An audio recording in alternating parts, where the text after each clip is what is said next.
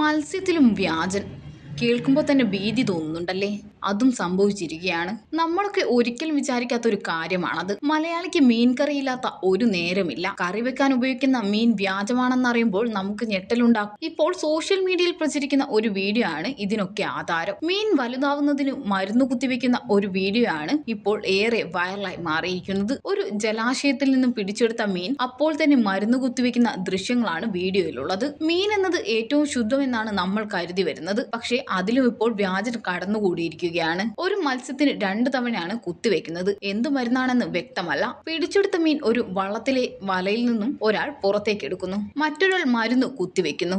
ഒരു മീനിനെ ഏതാണ്ട് 2 തവണയാണ് കുത്തിവെക്കുന്നത്. അതുപോലെ തന്നെ ഒരു ടാങ്കിലേക്ക് ഇടുന്നതും വീഡിയോയിൽ കാണാം. എന്ത് മരുന്നാണ് കുത്തിവെക്കുന്നത്? അത് ആരോഗ്യത്തിന് എന്തെങ്കിലും പ്രശ്നമുണ്ടാക്കുന്ന മരുന്നാണോ എന്നൊന്നും വ്യക്തമല്ല. മീൻ പോലും നമുക്ക് വാങ്ങിക്കാൻ പറ്റാത്ത ഒരു സാഹചര്യമാണ് ഇന്ന് നിലനിൽക്കുന്നത്. മീൻ വളരാൻ വേണ്ടി മരുന്ന് കുത്തിവെക്കുന്നത് ഇത് ആദ്യമായിട്ടാണ് കാണുന്നത്. നേരത്തെ കോഴികൾക്ക് ഇതുപോലെ ഹോർമോൺ കുത്തിവെച്ച് നൽകുന്നതൊക്കെ പ്രചരിച്ചിട്ടുണ്ടായിരുന്നു. ഇതിനുശേഷം ഇതാദ്യമായിട്ടാണ് മീനിനും ഇങ്ങനെ കുത്തിവെപ്പ് നടത്തുന്നത് കാണുന്നത്.